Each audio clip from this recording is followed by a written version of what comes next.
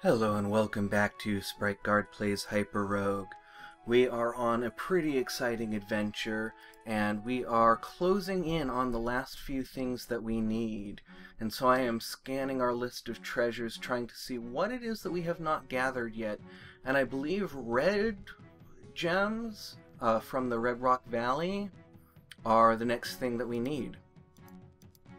And so we're going to probably want to look for a way into a proper crossroads, because we want to have some maneuvering room, because the thing that I'm worried about is a rock snake getting out into the crossroads, and I want to be able to fight that off if that happens. And so that will require a little bit of maneuvering room, and you don't have hardly any in the Crossroads 2. So here we'll have much more room to breathe. And I'm going to just look at if there's any items that we need. I'm not actually sure how Orbs of Ether interact with the Red Rock Valley. I don't know if they allow you to pick up gems, or if you need to get higher up in order to do that. Orb of Speed could be useful. Actually, I see a Red Rock Valley right here, and so I'm going to grab both of these and head over here. And they won't last too long by the time we get in there, and I actually need to remind myself to be a little bit careful. We're going into a really dangerous area, and we don't have a lot protecting us. And so we are going to have to make our way very carefully and be really aware of what is around us. Now, because we have the Orb of Invisibility, we can't actually get up to any of these trolls. So it may have actually been a mistake to get that ability, or pick up that orb, I mean, because now we don't really have any way of attracting these guys, and so we had to wait for that to time out. And we need to attract these guys because they are going to be our primary way of getting up onto the mesas. And so we actually need to lure this guy around, and we now have a rock snake after us, and that is going to be problematic enough that I may want to abandon this mesa entirely. I'm trying to see if there is any way that I can protect myself from this rock snake. I don't see anything really promising. I'm wondering if I can wedge it somewhere, if I can get it to get caught up against an obstacle, and I'm not really seeing an opportunity to do that, and I don't think, yeah, it's going to be smart enough not to get itself stuck. And so I'm just going to have to probably lure this out this way and try and tie it in a knot so that we can get up on some of these mesas. We have another rock snake coming, and so I actually want to lure this one over this way so that it blocks the other one's path. And now what we want to do is make our way through a heptagon so that we have a little bit extra time, and really take careful steps, because the goal is going to be to get this guy looped around in such a way that he cannot get to us. And that is going to require a bit of planning ahead. And I think what I want to do, I think the best thing to do here is to loop around the outside of... no, I made a mistake there because I had to fight that troll, and so I lost the tempo that I needed to actually loop the rock snake around that rock. And now we're actually getting a lot of combat coming up, and it's becoming very dangerous, and I see that we have another rock snake coming up. And so I want to start creating enough room around myself to deal with some of this combat. and I want to see if we can get away from these guys, because having a bunch of them makes it more likely that you will kill one of them, and in fact we managed to kill one of them over there. But we have more of them to deal with, and we don't, you know, we still have the fundamental problem that we have multiple rock snakes after us, and the fact that one of them has died doesn't actually help us that much. Now this is an area that I would really like to get up onto the mesas, but I'm just not seeing the route, and this is not an area where I can actually trap this guy. If I can get him to... no, I thought if I could get him to take a slightly different path than the one he took, I was hoping that we would be able to not trap him, but be able to get into an area that he could not reach. But instead we're going to have to go back to sort of the problem of how to trap this guy. And I think the way to do it is to create kind of a bottleneck there that may actually be narrower than I want. And then go around here.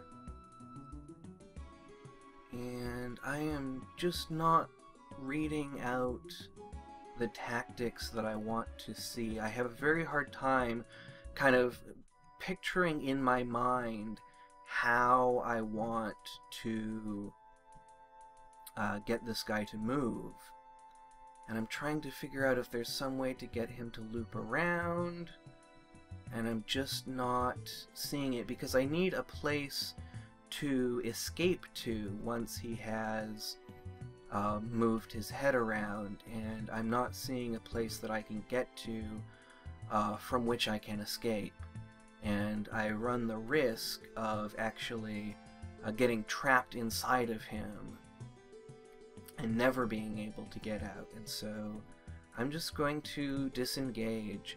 I've been watching a lot of Northern Lion's Rocket League videos, and he talks a lot about the importance of knowing when to disengage in that game.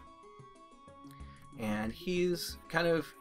people have said that he is not the best authority, that he's not always right, but I kind of... when I mentioned that needing to disengage, that's kind of what was brought to mind, because I really enjoy watching his videos, and so the ideas in those videos is something that comes to my mind pretty easily. And I think if we put that there, we don't have a lot of ways that the rock snake can get to us from up here. It can still very easily threaten us, though. Yeah, it still actually creates threat. And so the only option that I have now is to move to this rock behind me and hope that that rock, red troll down there also moves away so that I can move back. Because, oh no, it's going to be game over no matter what. That's really unfortunate. I was really hoping that we could have a more successful run than this. Yeah, that's game over. So let's take a look at that. I took probably a bigger risk than was necessary when I went up onto that mesa. I thought that I had more options available to me and that the timings would work out a little bit better.